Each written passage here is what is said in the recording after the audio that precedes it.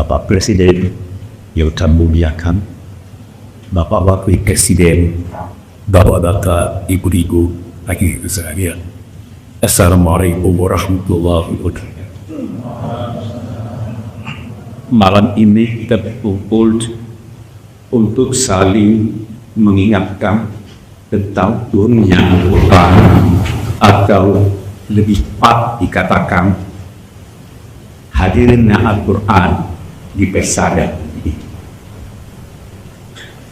Al-Quran adalah nama bagi kumpulan ayat-ayat Tuhan yang diturunkan kepada Nabi Muhammad. Quran dari segi bahasa berarti bacaan sempurna.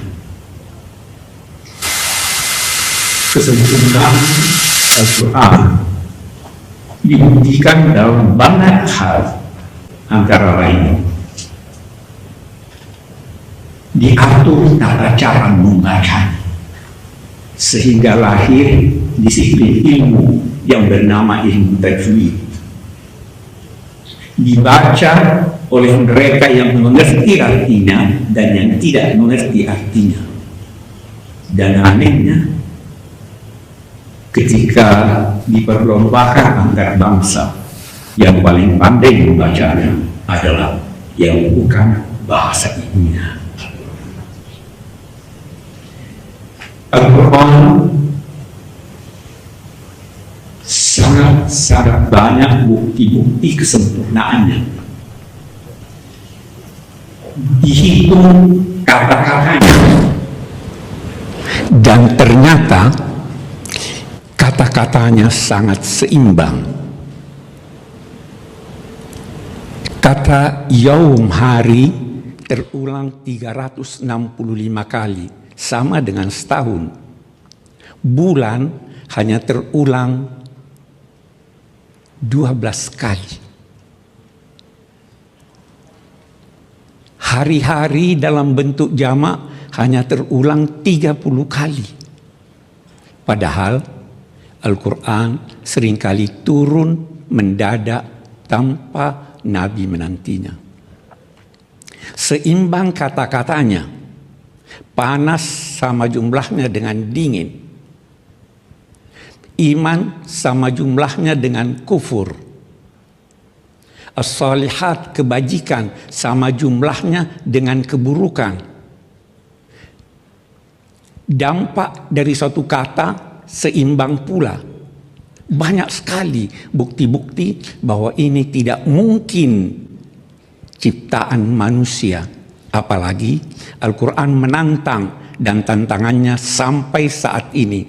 Siapa yang meragukan bahwa Al-Quran bersumber dari Tuhan, maka silahkan buat semacamnya. Walau hanya satu surah, yakni walau hanya 3 ayat Al-Quran. Keseimbangan kata-kata yang digunakan Al-Quran itu mengajarkan kita agar kita pun hidup seimbang. Memang Tuhan menciptakan alam raya ini seimbang. Matahari dan bulan berjalan dengan peredaran yang sangat jitu dan teliti. Menarik bahwa posisi bulan terhadap matahari berhadapan, oposisi. Tapi bulan menyerap dari matahari sinar, kemudian dia pantulkan sinar itu ke bumi. Bisakah kita meniru bulan? Sebanyak yang dia terima, sebanyak itu pula yang dia beri. Kita diciptakan Allah berkeadilan, seimbang jasmani kita, seimbang jasmani kita dan rohani kita, sama dengan keseimbangan perjalanan matahari dan bulan.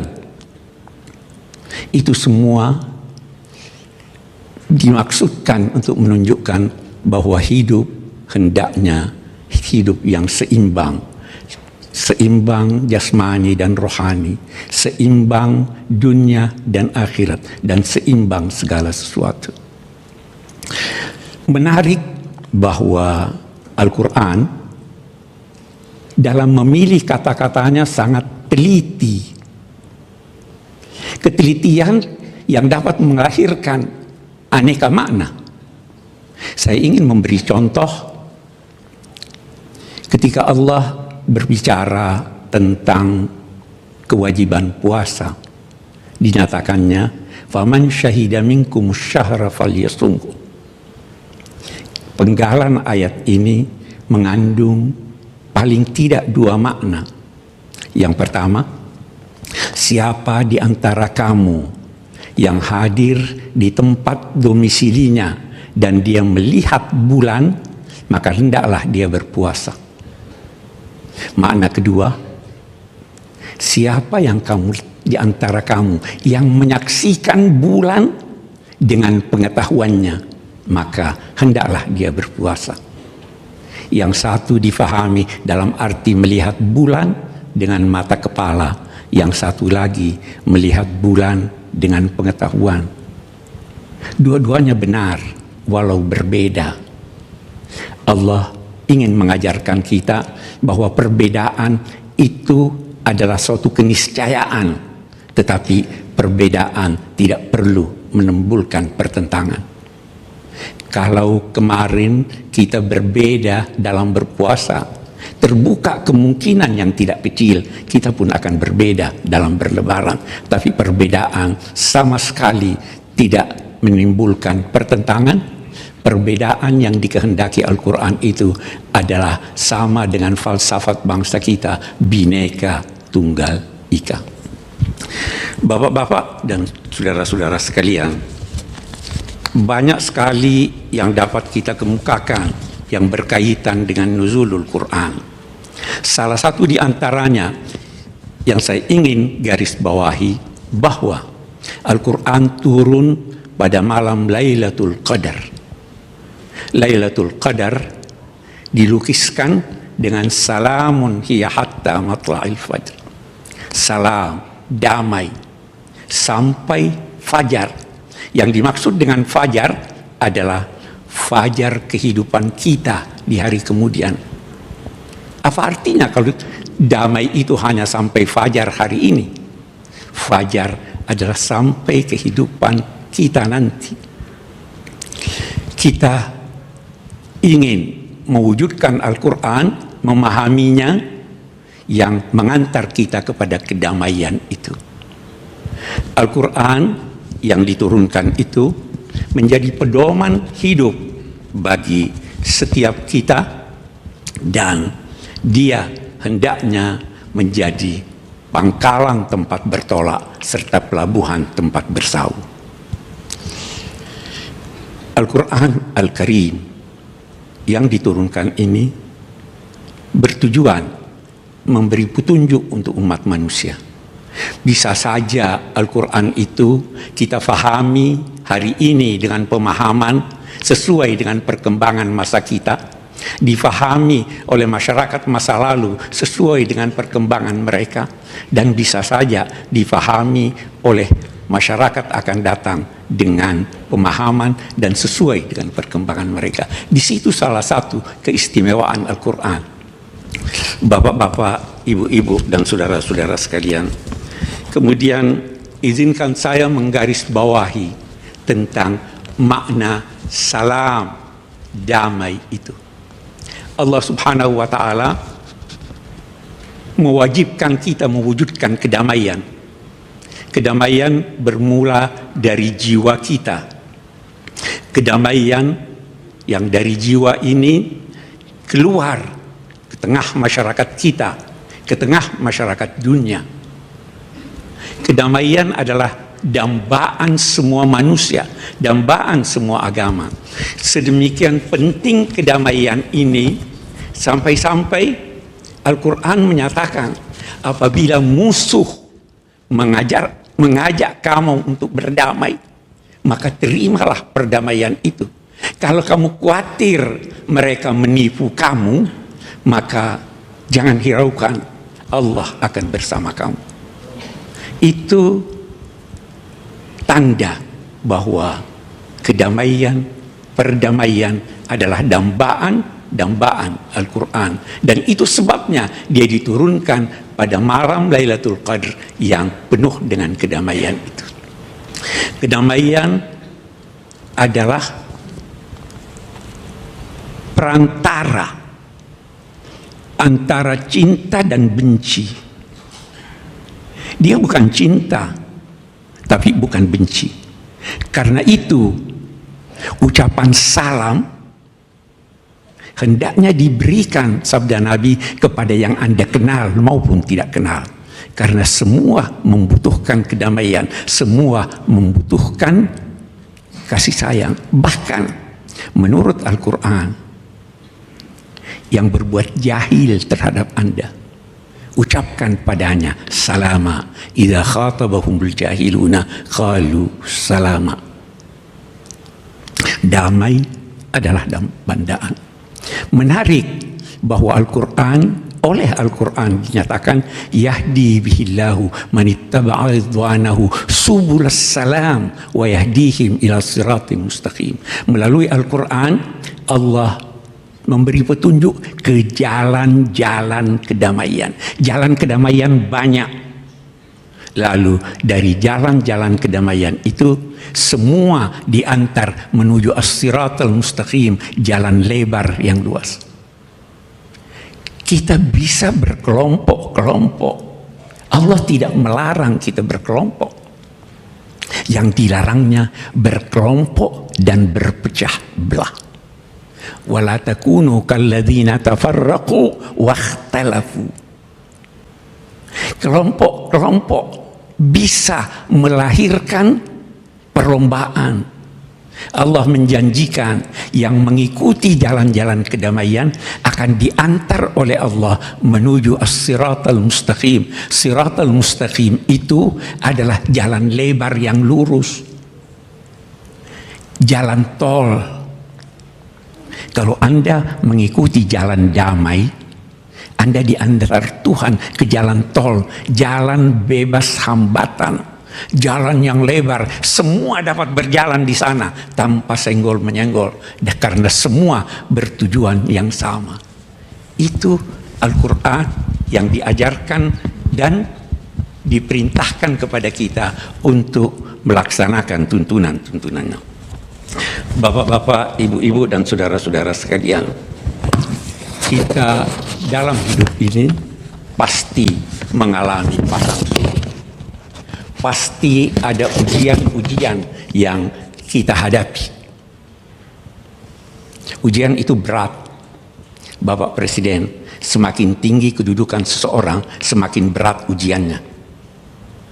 Nabi dan Rasul adalah yang paling berat ujiannya. Sampai-sampai Al-Quran menyatakan,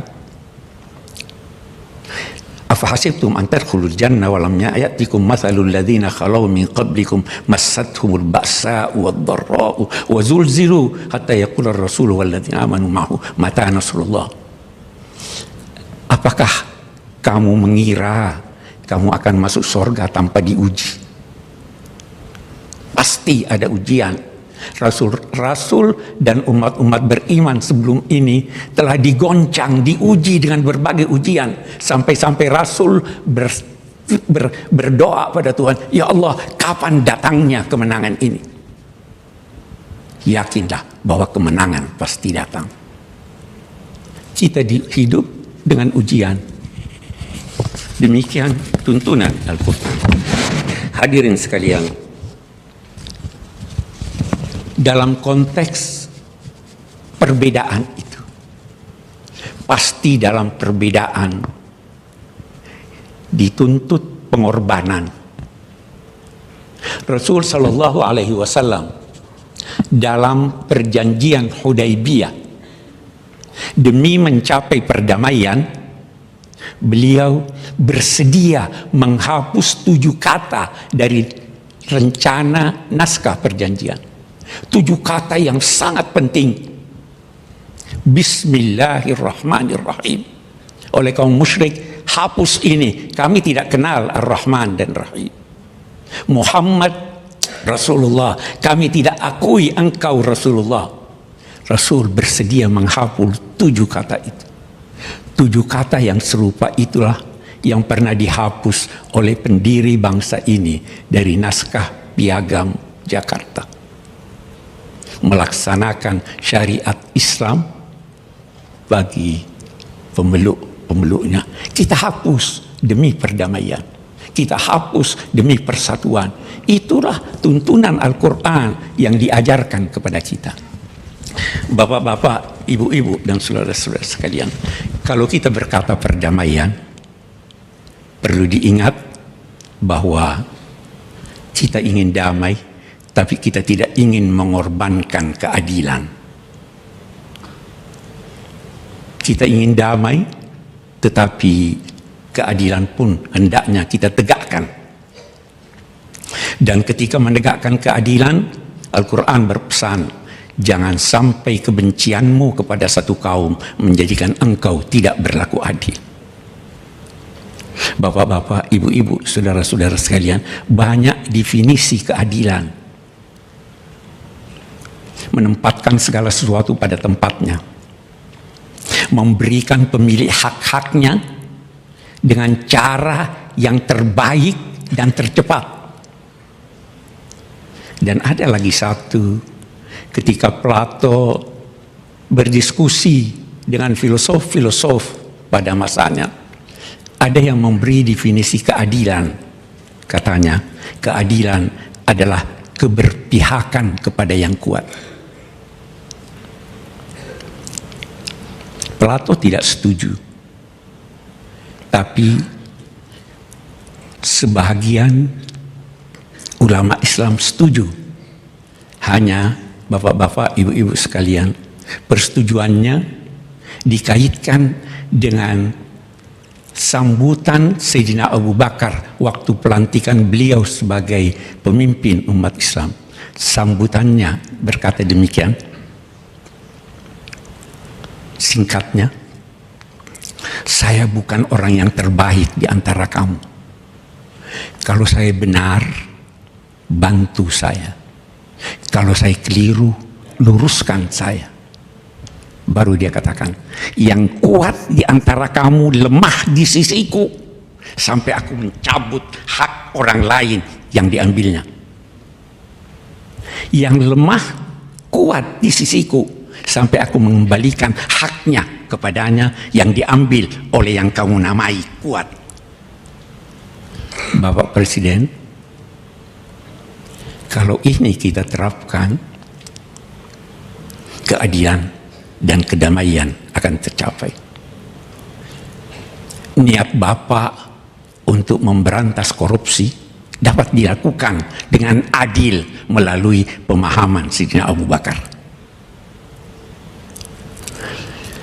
Hadirin sekalian, saya tidak ingin berpanjang-panjang. Saya berterima kasih diberi kepercayaan untuk berbicara dan menyampaikan apa yang saya rasa perlu kita sadari bersama. Saya ingin berdoa. Yang pertama, buat Bapak Presiden. Pak, saya punya guru, Pak. Namanya Syekh Mutawalli Sya'rawi. Beliau pernah berdoa pada Presiden Mesir. Doanya dimulai dengan kalimat, kekuasaan bersumber dari Tuhan. Tidak ada yang diberi kekuasaan kecuali atas kehendak Tuhan. Baik penguasa itu jujur mengikuti tuntunan Tuhan maupun penguasa itu durhaka. Semua kekuasaan bersumber dari Tuhan. Baru beliau berkata, dan ini yang saya ingin doakan buat Bapak. Katanya,